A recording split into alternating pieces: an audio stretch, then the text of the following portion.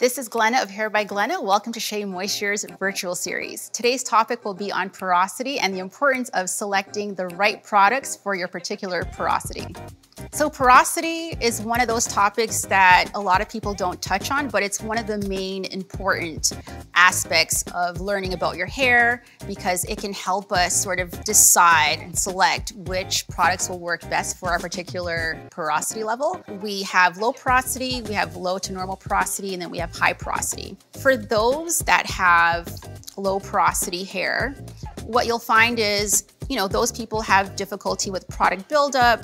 They have a problem with, retaining moisture, which is water. There are a couple of things that we can do to sort of assist with that. And so what you want to do is, if you have low porosity hair, you sort of want to help to blow open or sort of raise the cuticle layer just a little bit. And the cuticle layer is the outermost layer of the hair shaft. With low porosity hair, it's a little bit closed, and so it's hard for anything to get into the hair, which is product, moisture, hydration, all of that stuff. You'll find that you want to use lighter products if you have low porosity hair.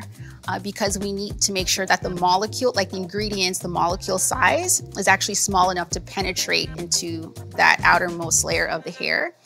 We can also achieve this by using heat. I know a lot of naturals aren't interested in using heat, but heat can be your friend if used correctly. If you're looking for different ways to achieve more moisture and hydration, some great tools to use are like steamers, if you have any at home or at the salon. Also, you can use a hooded dryer. If you're at home and maybe don't have access to a hooded dryer, you can always get an attachment and you can, have that on the end of your blow dryer. Those are just some of the ways that can help with really driving in all of that moisture and good stuff into the hair. If you find that you have high porosity hair, generally your issues are a little bit different. They can be quite the opposite. So you may have issues with retention. So like moisture retention might be an issue for you. You may want to start to use products that are a little bit heavier because of the outermost layer being a lot more raised than if you had low porosity hair.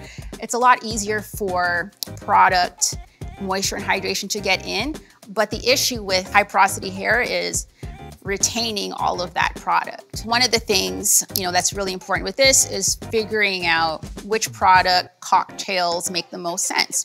And one of the cool things about SheaMoisture is they have this diagnostic tool on their website. What you can do is you can enter your hair type and whatever concerns that you may have, and it'll actually get suggestions as to which collection will work for that concern. And I've used this tool myself and I find it to be quite useful. People end up using one collection, but what you don't realize is that with SheaMoisture, you can actually use a variety of products. It doesn't necessarily have to be from the same collection, because let's just say that you need to have a lot more moisture or you want to use a heavier treatment. There's a line here that's called their Manuka Honey Yogurt line. And this line is quite good if you're looking for a little bit more moisture in your hair. They have a really good treatment as well. And so this works extremely well. And this has a lot of protein in it. And so this will help to strengthen any issues that you may have with your hair. Also, there's another line here. It's their sugarcane extract and metafoam seed. This is their all of their products are silicone-free, paraben-free, sulfate-free, mineral oil-free. This works really well because it has marshmallow root. If you have high porosity hair, I highly recommend this collection here, simply because it does a really good job of imitating what silicones do for you. I've used this myself and I've been able to keep a really good two-strand twist out for about 7 days, and it looked really good. And so those are just some of the tips with regard to product selection for low and high porosity hair. And so what you want to make sure you do is you go to findyourshay.ca, and that's where you're going to find the diagnostic tool that I spoke of. And so that's what will give you the consultation that can help you with the product selection. I'm here with my model. Today we're going to be demonstrating how to do Bantu knots using a couple of products from SheaMoisture today. So the first one we're going to be using is the Hydrate and Repair Multi-Action Leave-In from the Manuka and Honey line. This product is amazing. And also we're going to be using a gel. So this is a light product, so it'll give us enough hold to keep the style. So whether she wants to wear this for a few days or even like a week or so, that would work really well. And so what you want to do first is we've sectioned out a couple of sections here, and we are going to start by spraying her down with some water. And all the water does is it actually prepares the hair for the product. And so you want to make sure that that's nice and saturated. You want to sort of rake through. And then what you want to do is you want to spray the leave-in. And not just on top, you sort of want to go through the sections and make sure that it's saturated throughout. And here's where we also follow up with the gel. And I'll show you how much we actually use. So maybe this much. That's all you need for this section here. And so my hair model today, she actually falls between the type 3B and 3 texture. So there isn't going to be a lot of tangles in here. We've already combed through this section. But what you want to do is you want to always start with a wide tooth comb, and then you can follow it with something that's a little bit more mid-sized. You know, we're just parting the hair, we're putting triangle parts in there. And whatever piece you're not working on right now, you sort of want to clip out of the way. And then here, you just want to make sure that you comb through one more time. And if you need more water, you can always add more water. And so the way that I like to do my Bantu knots is I generally will do a really tight 2-strand twist first, and then I'll wrap it around. Sometimes you can actually put an elastic band at the base and then do your twist, and then wrap it around if you want to make sure that the roots are super smooth, but in this case, we don't have to do that. And once you get to the end, what you can do is you can sort of like just pull the 2 sides just to make sure that it's really tight. And then once we get to this point, what you want to do is twist it a couple of times before we get to rolling it around the base. Depending on the model, you can actually leave it just like that, or you can actually add a rubber band just to make sure that it's a little extra secure. So we're going to do that here. And we'll go around once, and then we'll go around twice. And then we do the same thing here again.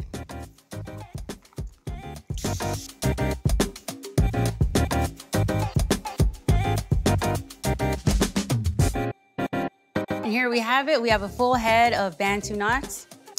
So as cool as this looks, we can either leave it as is, or we can actually do one more thing that kind of puts like the finishing touches on any style, which is simply working on our edges here. In order to get like a look where it's a little bit more sleek here, we can mix the curl enhancing smoothie with the curling souffle gel to sort of get that edge control. And so what you want to do is you want to mix the 2 together until it's a little bit tacky. So you want to put maybe this much and then this much gel, and you mix it together until it's a bit tacky on your hand here. And then you just want to apply a liberal amount to the hairline like this. And you can get really creative with your edges here. Sometimes you'll see all sorts of swoops actually on the face. But for this look, we're just going to do a couple of swoops. And there you have it. There's a finished look. So on my model today, we're going to be doing a really cool look. We're going to be doing an updo that's going to be cascading off to the side. And so what we've done is I've actually already put in a few cornrows that start on the left side of her head, and they travel all the way to the right. And so what you want to do is before you put in anything is make sure that the hair is saturated. So we're just going to give her a little spritz here. And the styler of choice that we're using today comes from the Sugarcane Extract Metal Foam Seed line. And this is actually one of my favorites to use. So we're just going to use a little bit of this today. And so you want to make sure that you're constantly raking the product through, because you want to make sure that it gets through to every strand. So you do this with your hands, or you can actually just use it with the wide tooth comb as well. So we'll work it in a little bit, and then we'll just go through it with the comb. And just to make it a little bit easier, you can always just ask your model to sort of tilt their head so that you're not up over them.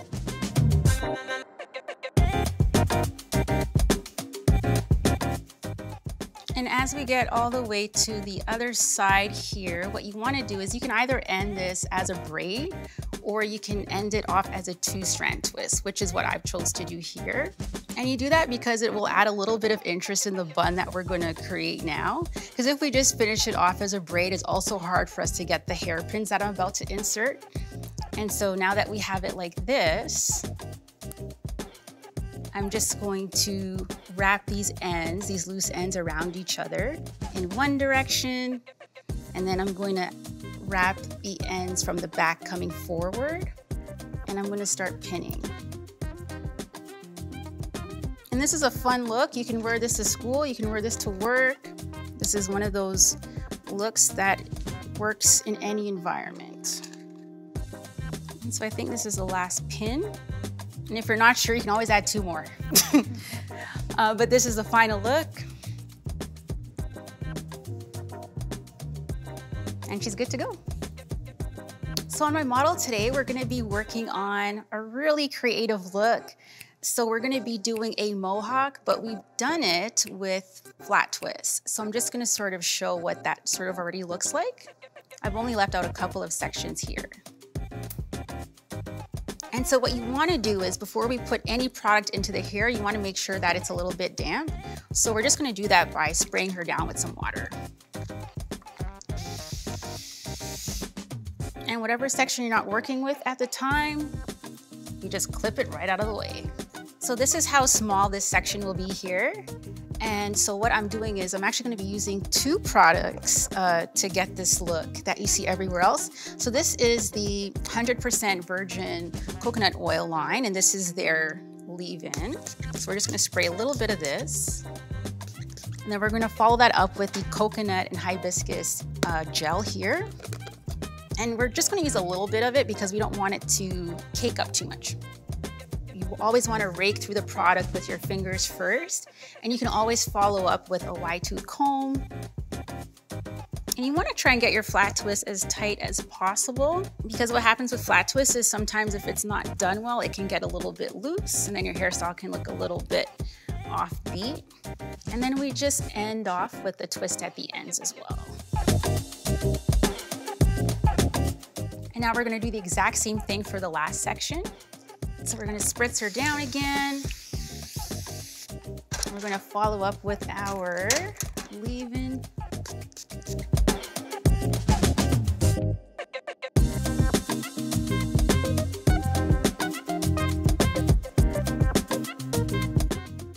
And so the cool thing about this style is that we can actually leave it like this if she wanted, or we could bring this up into a few buns, which is what we're gonna be doing today. So I'm gonna start with the top, and this will give us our mohawk look. So what I've done is I've just grabbed a few of the twists and I've twisted them together, and I'm just making a top knot here. And then I'm gonna bring this twist around to sort of center it. And then you just wanna grab some hairpins and make sure that this stays in place. And my model will let me know if I'm pricking her with these hairpins. So this is the first one done. And now we're gonna work on this back section here.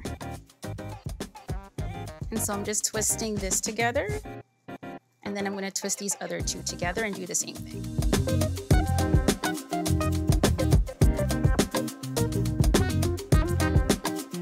And so there's no rules to how you do this, so we'll just take one of these twists and wrap it around this bun that we just created, and then we'll just simply pin that into place too.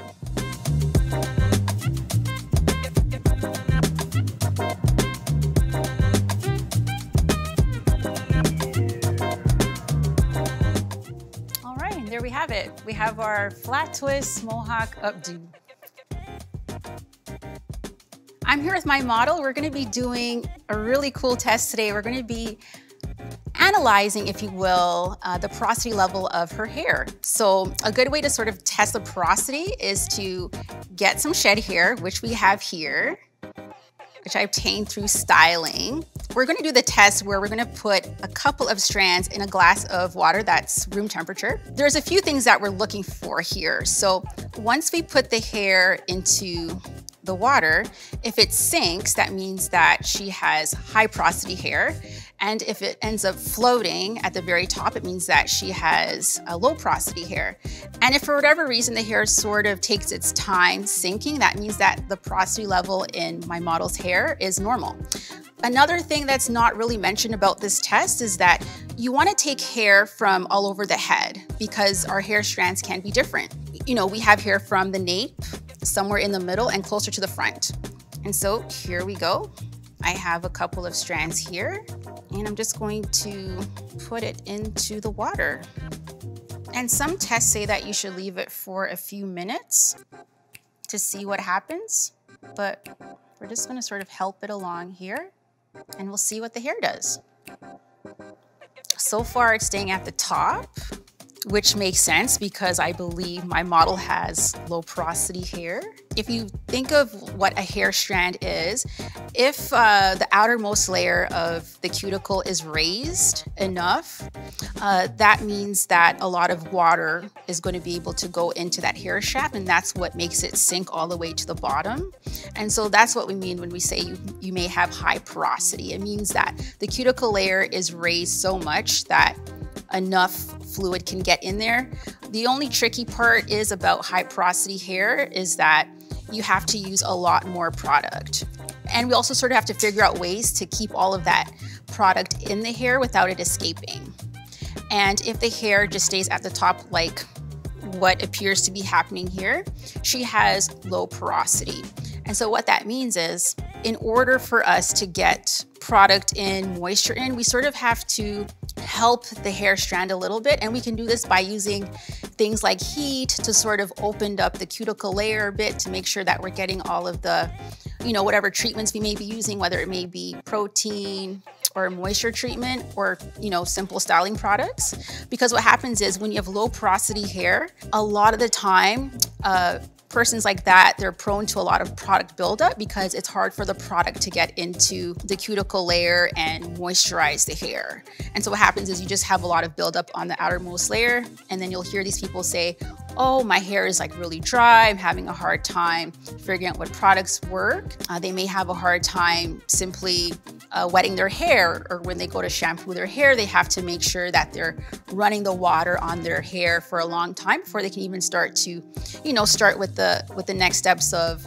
shampoo, conditioner, leave-in product, and a styler. So that's sort of, the importance of figuring out what your porosity level is so that we can figure out the best products to use for your particular hair type. And so I'm here with my model. We're going to be testing out her porosity levels today. And so what we've done is we have a few strands of shed hair from when I was just styling her Bantu knots here.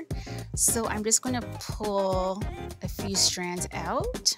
I think something is happening. I think the second strand is moving on its own.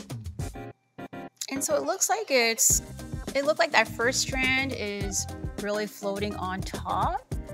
And the other one, there's a little bit more movement, but it's still very close to the top. So I'd have to say, so far it's looking like low porosity. And actually the second strand is floating a little bit lower than the first. So she probably has low to normal porosity, or some version of that. I'm here with my model. We're going to be testing out her hair porosity. We just styled her up here. So we have a few hair strands that we can sort of pull from. One of three things will happen. It'll either like sink straight to the bottom, which means that she would have high porosity. It may float, which means that her porosity levels is low. Or lastly, if it sort of sinks or begins to sink a little bit slowly, that means that she has somewhere between normal to low porosity. And we're just sort of going to watch to see what happens next. Sometimes this test takes a few minutes. So it's definitely not just hanging out at the top. So she definitely does not have like low porosity. It is making its way down. So far I would say she definitely doesn't have low porosity hair, and it's somewhere between high to somewhere like mid-range, because it hasn't sunken all the way down to the bottom yet. And again, you want to make sure that you're using clean strands of hair, because if there's like product on the hair, it could sort of skew the results a bit. But yeah, I would say so far, based on this movement, that it's high porosity to somewhere mid-range. So thanks for tuning in. Hopefully you enjoyed our tutorial on porosity today. There were so many takeaways. Remember, if you have low porosity hair, low to normal, high porosity, You know, one is not better than the other. It's all about being able to select the right combination of products for your hair type. And so once more, I'm Glenna from Hair by Glenna, and I can be reached at Hair by Glenna on all social media platforms, and my website is hairbyglenna.com as well.